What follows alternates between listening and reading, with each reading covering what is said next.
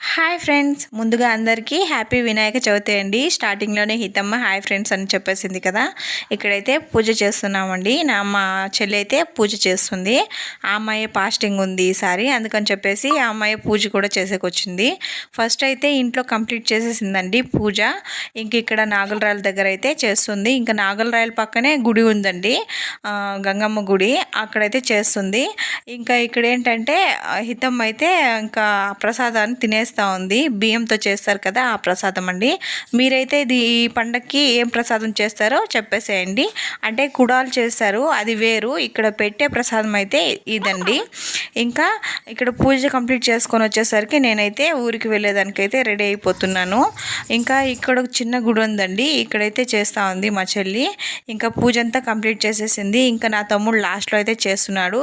ఈ వీడియోని లైక్ చేసి సబ్స్క్రైబ్ చేసుకోండి. బాయ్.